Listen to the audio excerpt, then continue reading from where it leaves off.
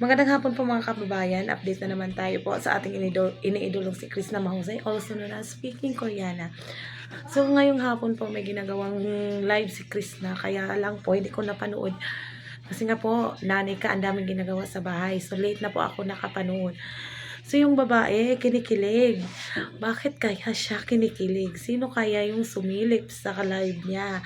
Kaya panoorin natin yung video. Hindi na nga pa pansinin. Hi, sir. Si sir, dati, seryoso?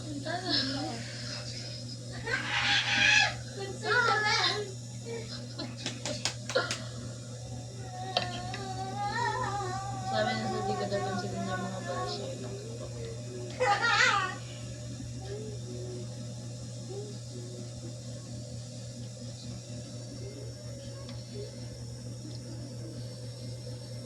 Sir kaya to? Ay, dami account ko yun.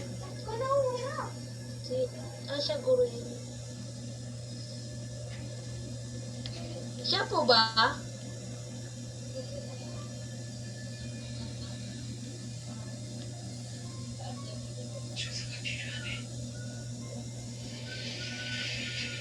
Te, hinaye.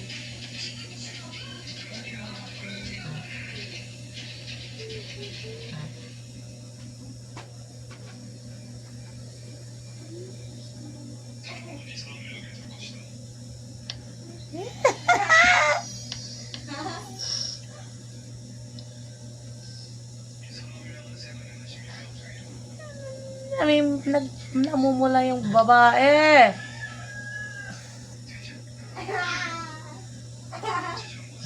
Nag-comment na naman sila ng bibiron sa kapayo eh. Isang full ba ba yun? Seryoso kayo?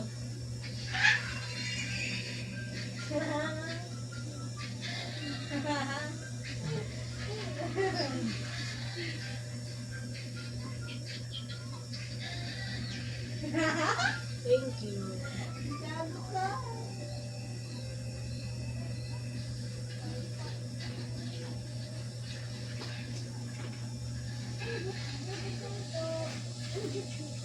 Paano po? Ako nga ni. Ganun babae. Ay, ikaw nga. Paano tayo makamove on?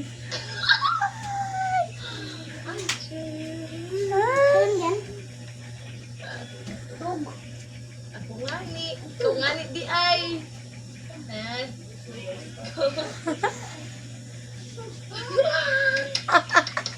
Thank you, sir.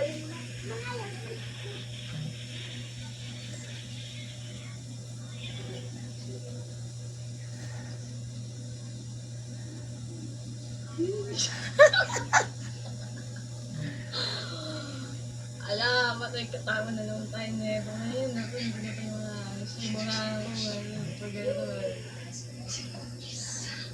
Ano? Ay.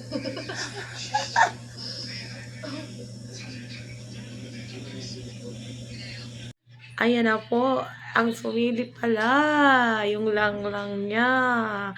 Sabi, move on. Paano naman tayo nito makakag-move on? Yung babae, kinikilig sobra.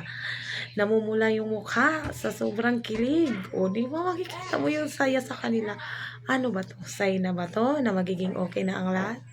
Na magiging okay na po ba yung Crispa? Meron na bang mangyayaring tambalan ulit?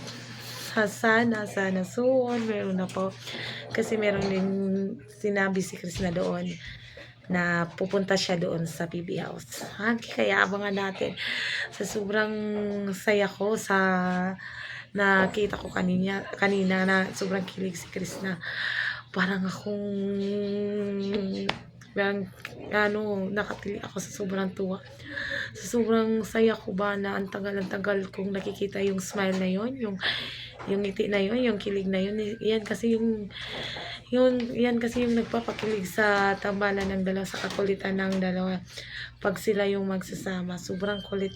Kahit konting tinginan, kahit konting lambingan, napapasaya na tayo doon sa dalawa. Kaya nga kanina pag ano ko, pag tingin ko sa live niya, agoy, sobra tuwa ng puso ko. Kahit ganito lang, napapasaya naman tayo. Baka na naman dyan yung mga basher, ano naman, atat na naman, maggawa ng mga comment na hindi magaganda. Kung ayaw yung makita yung si Chris na maging masaya, hayaan nyo yung bata. Basta kinikilig kami sobrang kilig po. Nakakatili ako kanina sa sobrang kilig. O di ba, may chance pa. May pa-chance pa yung Chris Pao natin. Wag lang tayong magmamadali. Hintayin natin yung tamang panahon. Sabi pa ni Sir, kung ikaw talaga yung tinatadhana, o di ba? So sana soon, kasi parang may sign na, parang yung Chris na natin, bumabalik na yung pagpapakyut. Tapos nakikilig na siya ulit. Siya, nako po, sana totoo na to. Sana totoo na to dahil Chris. Kaya kasi yan, simpleng galawan yung dalawa. Pinapakilig nyo na yung mga fans na yun yung dalawa ni Sir Paul. Sana magiging okay na lahat kasi ang daming nag-aabang, ang daming kinikilig sa inyong dalawa. Kahit ganun lang na mga kahit hindi kayo nagsasama, makikita mo lang na ipinapakita yung mga video, mga picture niyo ni Sir Paul. So, di ba, sign na ba to na magiging okay uli?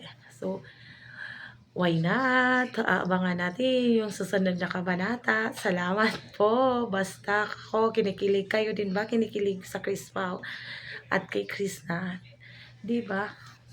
So, bye-bye muna mga kababayan.